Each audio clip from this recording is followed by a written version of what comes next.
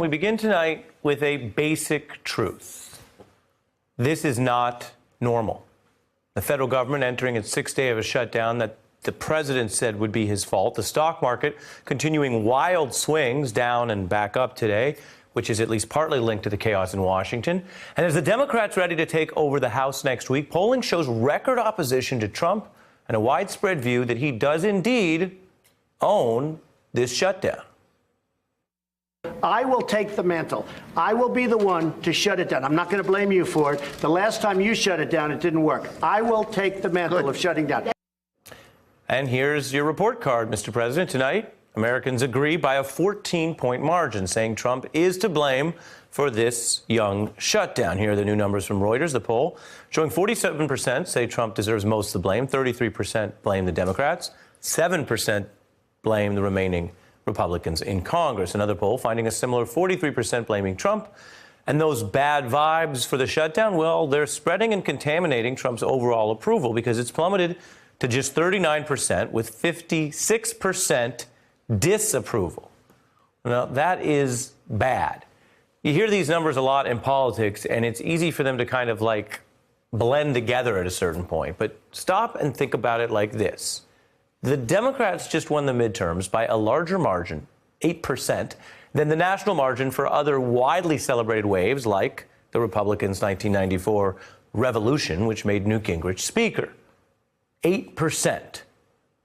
These new job approval polls show Trump underwater, though, by 17% tonight. That is way worse than that midterm stomping, which, as we just showed itself, was a historic margin. Donald Trump is dealing with this by not dealing with it. He offered several statements and tweets today that basically claimed the shutdown would help his reelection, lied about who was impacted by the shutdown, and we're not going to show you the tweet of the president lying about the shutdown because it's not true and doesn't really merit any further amplification here. But we will show you Donald Trump, this was just 2 days ago, claiming federal workers want him to shut down their place of work.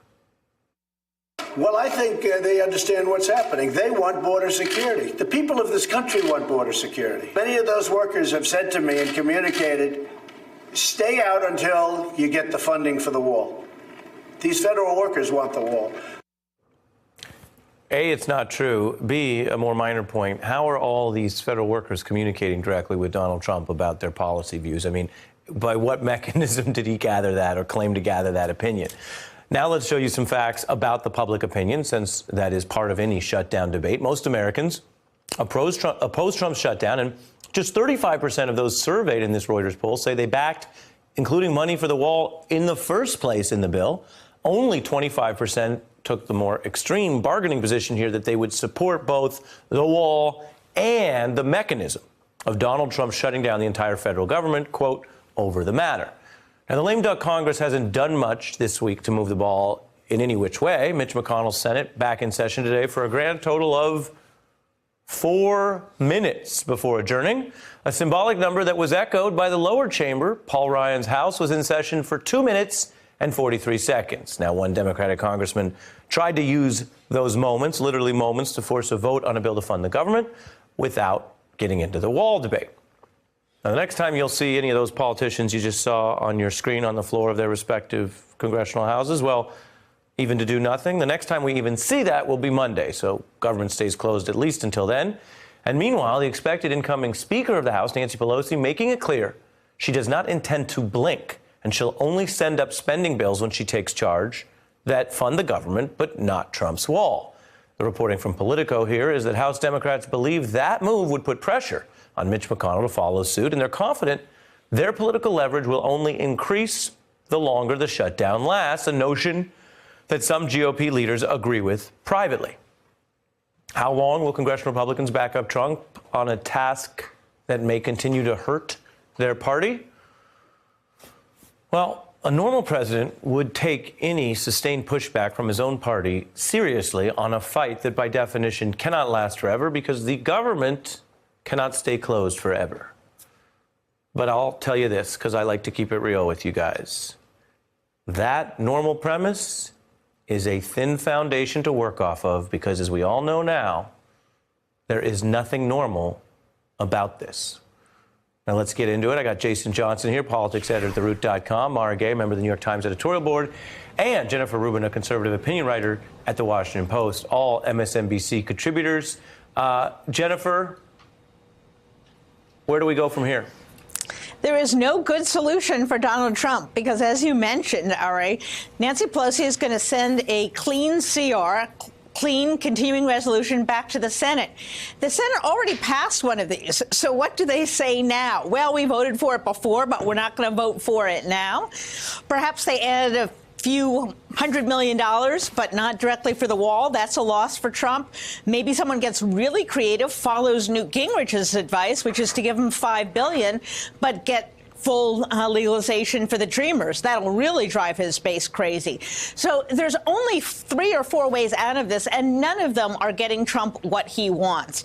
So he's looking for some deus ex machina to come down and save him, perhaps, or he's just thinking moment to moment, TV shot to TV shot, and really hasn't figured out how to get out of this. But there's no good end for this, and at some point, Republicans are going to throw up their hands and say, we need to get back to work. You said at some point, and I guess that's a big part of this. There was a Republican on MSNBC just earlier this evening, Jason, still making the delay argument that, yeah, it looks like Mexico's not paying for it, and it looks like Donald Trump literally shut down the government in order to break his promise, because his promise was the U.S. wouldn't pay for the wall, and he's shut down the government now trying to make the U.S. pay for the wall. Viewers on MSNBC may note, I've said that before, I will never stop reporting that fact. It's amazing to me that people talk about this and claim the president's trying to hold a campaign promise. He's trying to break a campaign promise. So for your analysis, Jason, take a look at connecting Jennifer's point of what Republicans may end up doing. Here is how they're holding the line tonight. Why are we shutting down our government to get our taxpayer money to pay for the wall that Mexico is going to pay for? Well, first off, this is not the final act in this drama, and the wall is the first step. The pay-for part may well come later. Right now, the issue is border security, and the president is exactly correct. But let me ask you this: what you're saying is, you keep asking the American people to pay for something that the president promised them. I am not getting distracted. Get Mexico to pay for the wall if you want a wall so bad. It's very clear. And they will. And they will. So then go get them to do it. That's the final step in this process. I love this 12-step process that the Republicans are in, where apparently we pay for the wall, our tax money pays for the wall, and then somehow further down the line, Lopez Obrador decides to get the Mexican government to pay for a wall that they never wanted to pay for, and that the last two, including former president of Mexico, Vicente Fox, use many, many words of profanity to say that Mexico will never pay for. Here's the issue. At the end of the day, the president of the United States has absolutely no leverage. The Senate really doesn't have any leverage. And once we hit next year, January 3rd, and the Democrats take over the House, they're just going to keep pushing the bill over and over. Eventually, the president of the United States is going to blink. Eventually, people are going to start getting angry. Eventually, FEMA's inability to process insurance forms. People are going to start getting concerned about tax season. The president is eventually just going to have to break on this issue. And here's the thing. A lot of political science has shown this. As much as President Trump wants to say this wall is very important, the wall has always been symbolic. His supporters are going to support him no matter what. And if the wall doesn't get built, they'll just say it's because of the evil liberal Democrats. So he kind of wins regardless, but he's not going to get anything built. And there's nobody in Washington, D.C. right here, right now that thinks that anything, even if it's just a bunch of spiky slats, are ever going to get put up on our border. I can't agree anymore. I mean, I just think that ultimately the president just needs to say that he's won something. He needs to be able to turn to his base in good faith, whatever that means, with that weird relationship that he has with his base, and say, listen, I have a win. I'm a fighter. You know, he can make a win out of anything because he's a con artist. So that's really his job here. I think Mitch McConnell has a more serious role to play, which is finding out how to negotiate that without putting the American people through any more suffering. Right, and that really goes back to what the Congress wants to put up with, as we were explaining in our lead. And Jennifer, I don't know how much Naughty by Nature you ever listened to. Do you remember them? Yes. But the big hit was OPP, other people's property. And it does seem that if the president, as the so-called master negotiator, got other people's property or cash to invest in the wall would be less of an issue. At what point does the Republican Party say we're shining a giant spotlight on the ultimate failure of his ability to negotiate as commander-in-chief, President of the United States, to get other people's money to fund the wall? Yeah, I see a whole bunch of ways in which there are going to be Republicans out there actually getting to Donald Trump's right, whether it's on this issue, whether it's people like Liz Cheney bashing the president for pulling troops out of Syria. He is not on a roll these days, and he's not on a roll with Republicans. And that's what's, I think, a bit different than what we saw for the past 2 years. He is now in the realm of making himself look more like the dreaded Barack Obama from the perspective of Republicans than the tough guy who is making America respected in the world. And even things like his support for Israel are now really under scrutiny by the religious right, who love Israel for a whole variety of reasons.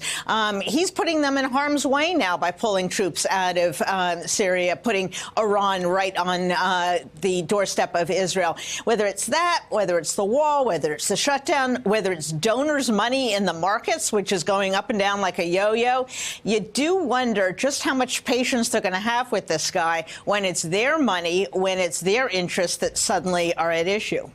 Yeah, and I think that goes to what's actually challenging about your job, about all of our jobs, as we report and analyze in this era, right? It's sort of like, how much mushier can oatmeal get? I mean, it's oatmeal. It's already mushy, right? Right. This is a very, very undisciplined, impulsive president. But do you see, at the New York Times, as you guys chart all this, do you see evidence of even more chaos and impulsiveness as the president goes into what will be a more difficult period for him? I mean, the days of united government are over. He has to win another election, which is a full 2 years away, to ever get back to where he was. Everything now, starting next week, is harder for him. Oh, absolutely. My colleague Kara Swisher had a great column about the president's increasingly bad addiction to Twitter, and the basic concept being that he's essentially in a meltdown, and that as the walls are closing in with the Russia investigation, but also, of course, with the loss, the historic loss that Republicans suffered in the midterms, that he's essentially just freaking out. And, you know, caged animals can be very dangerous. So I'm actually a little bit concerned about what we might see as the president is, you know, not getting his way. And he's used to getting his way. I mean, before he was president, he suffered no consequences for his behavior in real estate. And now as president, up until the midterms, he's really not seen the consequences of his behavior. He's crossed every single line, ethical, moral line that the American people have put out for their presidents, and suffered no consequences until now. So what happens when he doesn't get his way? I mean, he's completely erratic when he wins. What's he going to be like when he loses? Do we really think he's a good loser? I don't think so. I don't think so. No. Jason? No. And this is the thing. This goes to the whole approval ratings. I mean, he's at 39%. He doesn't have the ability to sort of use the bully pulpit of the White House. I mean, the president is upset. He's under 50%, right? I mean, he can't do anything to convince members of his own party or anybody else that this is somebody that you have to listen to, that he's got some sort of influence one way or another. But here's where it becomes sort of an issue long term. Look, the Democrats are going to start running their primary around, February or March. They're going to start the silent primary. If the president cannot put more control over his own party, if he can't convince them that 39% can somehow translate into power for them and their bases, they're going to abandon him. I mean, if you look at his approval numbers, these are the numbers he had after Charlottesville. That means the president is as unpopular now as he was after a terrorist attack that killed a 32-year-old white woman in Virginia, and his own wife is at 43%. And usually the first lady is 10 to 12% higher than her husband. So he's not only bad for himself, he's bad for his party, he's even bad for the people he's married to. Well, as they say, snap. I think there's nothing really to say after that. I mean, that's brutal. Nothing to say. Jason, Jason, Mara's decided We're ending the show. We may end all news coverage for the night or the week. There is nothing else to say. Look, in fairness to Melania Trump, and I think what you were saying may speak to this, it may be a lot more of his problems rubbing off on her than anything she is doing or not doing. She keeps a lighter schedule, but a woman that Joy Reid was just speaking about, former First Lady Michelle Obama, famously kept a lighter schedule than other First Ladies, focused in on a couple issues, and was much more beloved, as was the administration that she was a part of. Final thought, Jennifer? Listen, we went through this year to the funerals of George H.W. Bush, Barbara Bush, John McCain. These were giants. These were heroes. These were dedicated public servants. And I think even that, the comparison between what we've had in the past and what we have now is jarring, upsetting, and disillusioning for Americans.